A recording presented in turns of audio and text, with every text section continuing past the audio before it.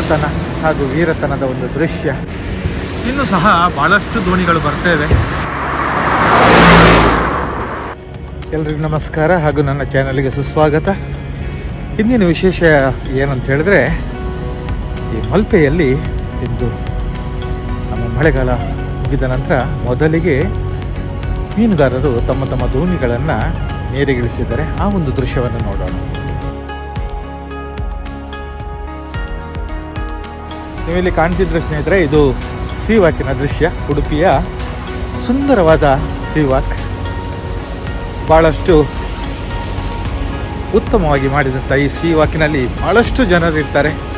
ಅದು ಸಹ ಆದಿತ್ಯವಾರ ಸಂಜೆ ಇಲ್ಲಿ ಕಾಲು ಹಾಕಲಿಕ್ಕೆ ಜಾಗ ಇರೋದಿಲ್ಲ.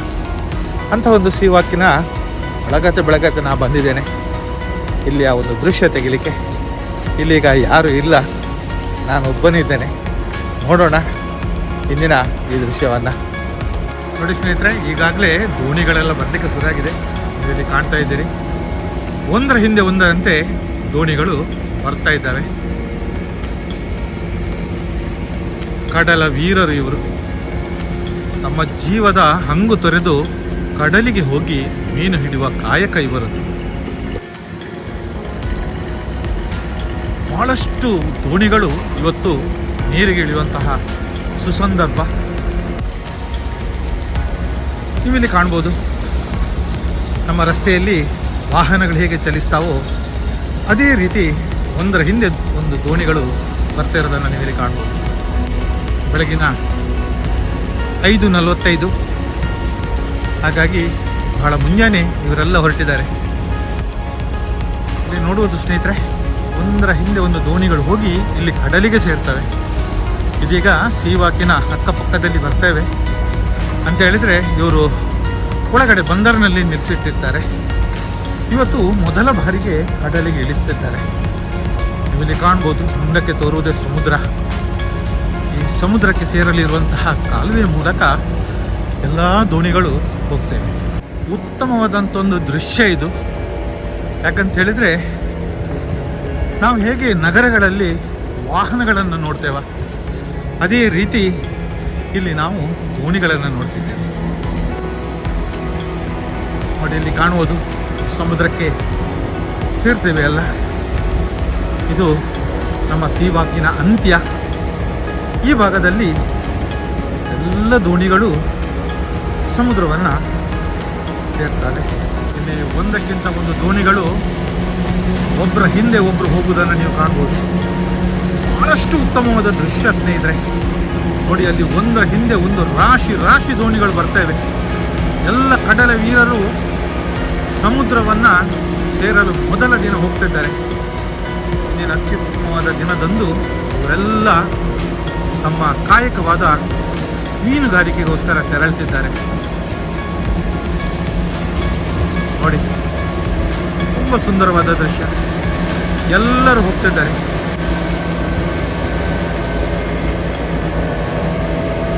ಅಲ್ಲಿ ನೀವು ಕಾಣ್ಬೋದು, ಎಲ್ಲ ಬಂದರಿನ ಭಾಗದಿಂದ ಬರ್ತೇವೆ.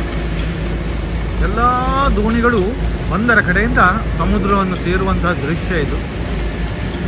ಒಂದರ ಹಿಂದೆ ಒಂದು ಬರುವಂಥ ದೃಶ್ಯ ಬಹಳಷ್ಟು ಸುಂದರತೆ. ಇಲ್ಲಿ ನೀವು ಕಾಣ್ಬೋದು, ನೋಡಿ, ದೂರದಲ್ಲಿ ಎಲ್ಲ ಹೋಗ್ತಾ ಇದ್ದಾವೆ ಎಲ್ಲ.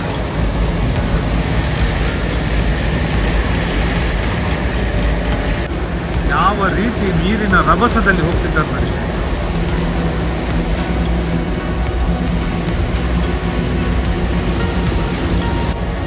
ಎಲ್ಲರೂ ತಮ್ಮ ತಮ್ಮ ದೋಣಿಗಳಲ್ಲಿ ಬರುವುದನ್ನು ನೀವು ಕಾಣ್ಬೋದು. ಎಷ್ಟು ಸುಂದರವಾದ ದೃಶ್ಯ.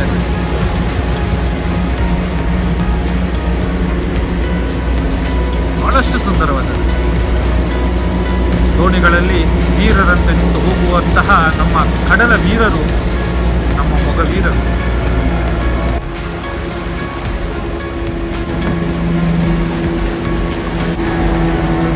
ಕೊನೆಯ ಭಾಗವಾದ ಇಲ್ಲಿ ಎಲ್ಲರೂ ಇವತ್ತು ಮೀನು ಹಿಡಿಲಿಕ್ಕೆ ಹೋಗ್ತಾ ಇದ್ದಾರೆ ನೋಡಿ.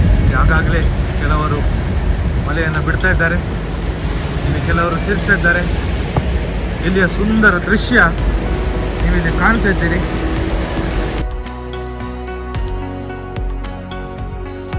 ಇಲ್ಲಿ ಕಾಣ್ಬೋದು ಹಲವು ದೋಣಿಗಳು ಇಲ್ಲಿ ಹಿಡಿಲಿಕ್ಕೆ ಶುರು ಮಾಡಿದರೆ ಇನ್ನು ಹಲವು ದೋಣಿಗಳು ಅಲ್ಲಿ ಹೋಗ್ತಾರೆ. ನೀರಿನ ರಭಸವು ಬಹಳಷ್ಟಿದೆ. ಎಲ್ಲಿ ನೋಡಿದರಲ್ಲಿ ದೋಣಿಗಳು, ಎಲ್ಲಿ ನೋಡಿದರಲ್ಲಿ ದೋಣಿಗಳು, ಒಂದರ ಹಿಂದೆ ಒಂದು ದೋಣಿ ಬರ್ತಾನೇ ಇದೆ. ನೋಡ್ತಿರ್ಬೋದು ನನ್ನ ಹಿಂದೆ ಬಹಳಷ್ಟು ದೋಣಿಗಳು ಬರ್ತೇವೆ. ಇದು ಬಂದರಿನಿಂದ ಬರುವಂಥ ಜಾಗ. ಇಲ್ಲಿ ಬಹಳಷ್ಟು ದೋಣಿಗಳನ್ನು ನೀವು ಕಾಣ್ತಿರ್ಬೋದು. ಒಳ್ಳೆ ಒಂದರ ಹಿಂದೆ ಒಂದು ಬರುವಂಥ ದೃಶ್ಯವನ್ನು ನೋಡುವುದೇ ಸುಂದರ. ಇದೀಗ ಬೆಳಂಜಾವ 6 ಗಂಟೆ ಆಗ್ತಾಯಿದೆ.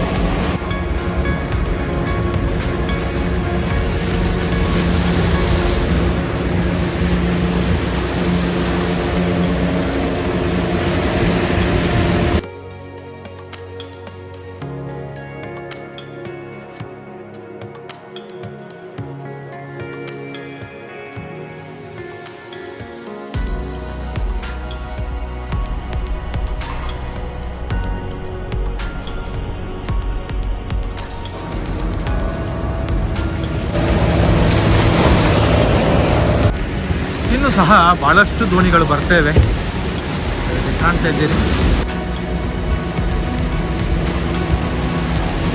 ಇವೆಲ್ಲ ಸಮುದ್ರಕ್ಕೆ ಸೇರುವಂತಹ ಒಂದು ದೃಶ್ಯ, ಬಹಳಷ್ಟು ಸುಂದರವಾದ ದೃಶ್ಯ. ಯಾವ ರೀತಿಯಲ್ಲಿ ಕಡಲಿಗೆ ತಮ್ಮ ದೋಣಿಗಳನ್ನು ಮುನ್ನುಗ್ಗಿಸುತ್ತಾರೆ ಎನ್ನುವಂತಹ ಈ ಸುಂದರ ದೃಶ್ಯವನ್ನು ನೀವೆಲ್ಲರೂ ಇಲ್ಲಿ ಕಾಣಬಹುದು.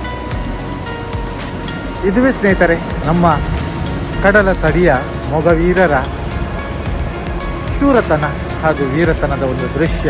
ಯಾಕಂತ ಹೇಳಿದರೆ ವ್ಯಾಪಾರ ಮನೋಭಾವದಲ್ಲಿ ಎಲ್ಲರೂ ಬೇರೆ ಬೇರೆ ರೀತಿಯ ವ್ಯಾಪಾರ ಮಾಡ್ತಾರೆ, ಅದರಲ್ಲಿ ಜೀವಕ್ಕೆ ಯಾವುದು ಹಾನಿಕರ ಇಲ್ಲ. ಆದರೆ ಈ ಒಂದು ವ್ಯಾಪಾರ ಬಹಳಷ್ಟು ಜೀವಕ್ಕೆ ಹಾನಿಕರ. ತಮ್ಮ ಜೀವದ ಹಣ್ಣನ್ನು ತೊರೆದು ಇವರು ಕಡಲಿಗೆ ಇಳಿದು ಮೀನನ್ನು ಹಿಡಿದು ಮಾರಾಟ ಮಾಡ್ತಾರೆ. ಅದರಲ್ಲಿ ಸಮೇತ ನಾವು ಚೌಕಾಸಿ ಮಾಡ್ತೇವೆ. ಅದರ ಹಿಂದಿನ ಕಾಳಜಿಯಾಗಲಿ ಅಥವಾ ಶೂರತನವಾಗಲಿ ನಾವು ಯಾವುದು ಗಣನೆಗೆ ತೆಗೆದುಕೊಳ್ಳುವುದಿಲ್ಲ. ನಾನು ಈ ಮೂಲಕ ಏನು ಹೇಳ್ತೇನೆ ಅಂತ ಹೇಳಿದ್ರೆ, ಅವರ ಒಂದು ವೀರತನದ ಶೂರತನದ ಆ ವ್ಯಾಪಾರಕ್ಕೆ ನಾವೆಲ್ಲರೂ ಬೆಂಬಲಿಸೋಣ. ಯಾವುದೇ ಹೆಚ್ಚಿನ ಚೌಕಾಸಿ ಮಾಡದೆ ನೀವೆಲ್ಲ ಅವರೊಂದಿಗೆ ಮೀನುಗಳನ್ನು ಖರೀದಿ ಮಾಡ್ತಿ ಅಂತ ಹೇಳುತ್ತಾ ನನ್ನ ಇಂದಿನ ವಿಡಿಯೋನ ಮುಗಿಸಿದ್ದೇನೆ. ಎಲ್ರಿಗೂ ಶುಭವಾಗಲಿ. ಬಾಯ್.